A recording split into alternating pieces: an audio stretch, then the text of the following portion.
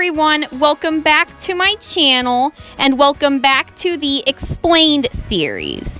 When you walk into a music store and go to buy a CD, sometimes you find a label on the cover that calls for quote-unquote parental advisory due to the specific content in the lyrics of the songs on that album. Have you ever stopped to wonder what that label actually means? Where it came from? Who decided that it should be there? Well, that's what we're going to talk about today.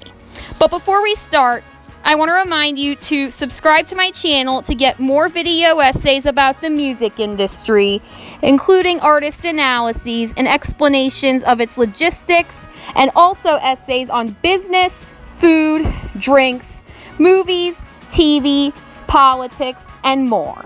But now let's talk about the warning stickers we sometimes see on music CDs. In April 1985, American parents convened to form an organization called the Parents Music Resource Center, or PMRC. One day, PMRC co-founder Mary Tipper Gore heard her 11-year-old daughter Karenna singing along to a recording of Darling Nikki by Prince, which contains a lyric that directly references masturbation. With this, Darling Nikki became one of 15 entries on a list of songs the PMRC declared to be inappropriate for children and proposed to the Recording Industry Association of America, or RIAA, that a music rating system be created similar to the film rating system of the MPAA. By the way, look out for 2 future video essays, one on the RIAA and their album certifications, and one on the MPAA rating system. Anyways, back to the topic at hand.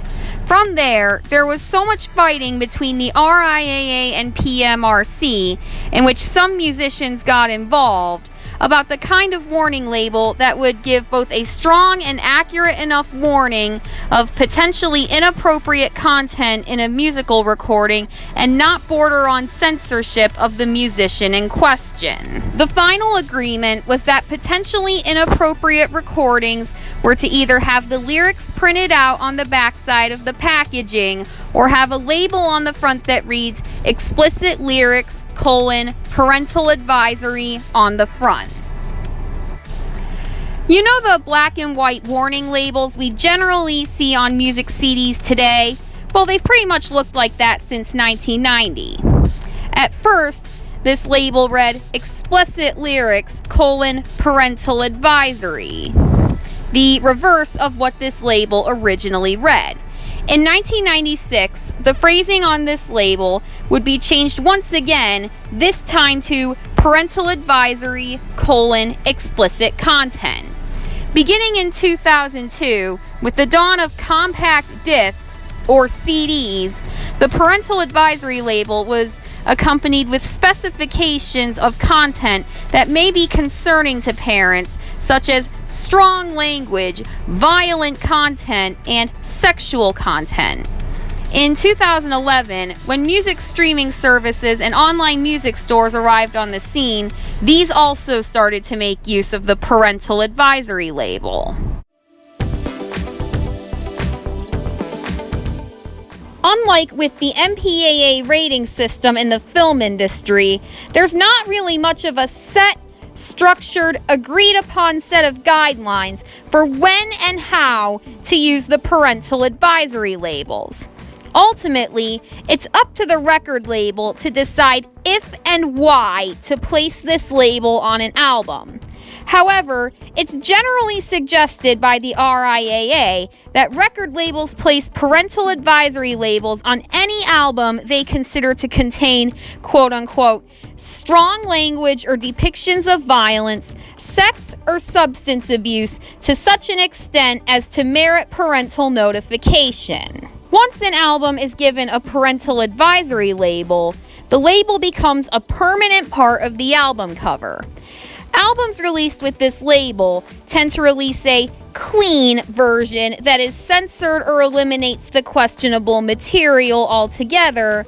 This way, parents with concerns have an alternative version that they might consider letting their children listen to.